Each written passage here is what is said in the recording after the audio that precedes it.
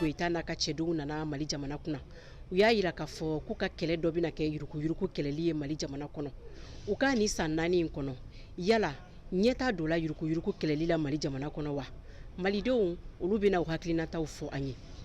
parce que an ɲɛ b'a la dossier dɔw bɛ yen olu dayɛlɛnna mɔgɔ dɔw minɛna mɔgɔw interpellé la an bolo souvent ni bɛ fanga na ou bien ni fanga ka surun a ka gɛlɛ ko kiiri tigilamɔgɔ k'i wele k'i ɲininka i ka waleya la n'a sɔrɔ i nɔ b'a la ou bien n'a sɔrɔ i nɔ t'a la mais a ye transition nalen na an y'a ye o caman dabila la o caman daminɛna kɛrɛnkɛrɛnnenya na dossier minnu bɛ tali kɛ armée yɛrɛ kan min bɛ tali kɛ service yɔrɔ kan mɔgɔw welela k'o ɲininka hakili o weleli o ye jasiran dɔ ye ka taa mɔgɔw ma. Ni jateminɛ hali sisan bon kalanden b'i bolo a t'i bolo Mali la yan poste caman bɛ yan nɔ i bɛ wari sara yen quoi parce que n'i ye kita poste jateminɛ kita poste la kalanden b'i bolo a date bannen nɔ i bɛ wari sara a t'i bolo i bɛ wari sara donc o fana tɛ normal ye parce que n'i jateminɛ depuis n'u nana fanga yɛrɛ la Mali yɛrɛ pèse ko gɛlɛyalen don bon kalanden national min bɛ dilan o tɛ ka dilan tuguni biométrique ko fana a bila sen kan mais bɛɛ ma se k'a sɔrɔ a ko ma ɲɛ sɔrɔ jusqu'à présent maliyɛnw bɛ pèse ko crise yɛrɛ la a bɛ 3 ans bɔ sa maintenant ɲɛ tɛ ka sɔrɔ a ma donc a tɛ polisi ka wari minɛ bali a t'u ka foyi bali donc o tɛ ko ɲuman jamana kɔnɔ quoi donc la foyi ma falen. donc ne kɔni bolo an bɛ se k'a fɔ fɛn caman kɛla avancé caman kɛla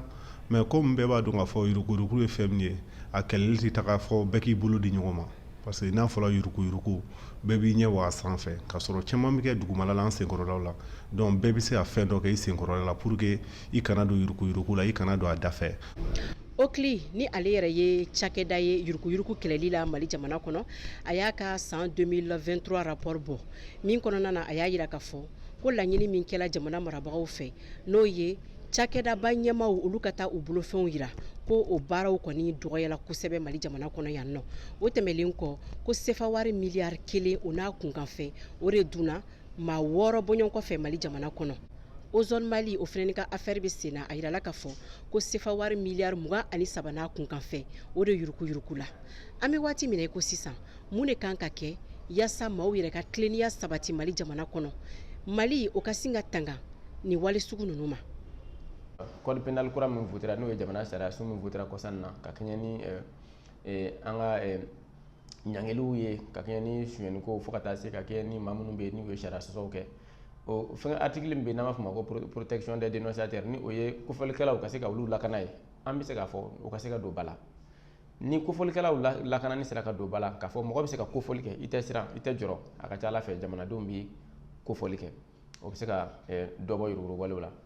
o tɛmɛnen kɔ fana fɛn jumɛn bɛ se ka fara o kan an bɛ se k'a fɔ o ye ka se ka saraliw kɛ bɔlɔlɔsiraw fɛ n'an b'a fɔ ma ko digitalisation nasarakan na ni o sera fana sera ka don ba la ka sarali kɛ bɔlɔlɔsiraw fɛ wari kana tɛmɛ mɔgɔw tɛgɛ kɔnɔna fɛ a ka ca Ala fɛ an b'a fɔ ma ko farati o bɛ dɔ bɔ yuruku-yuruku faratiw la kosɛbɛ. An b'aw ladɔnniya k'a fɔ k'a daminɛ san 2019 ka taa bila san 2023 la Okli ale ye dossier 29 de bila kiiritigɛlamaw ka bolo kan min yɛrɛ bɛ taa sefa wari miliyari 25 n'a kunkanfɛnna yuruku-yuruku kɛlɛli la Mali jamana kɔnɔ wa a dossier 29 yɛrɛ kɛla sababu ye ni ka so 136 lakodɔn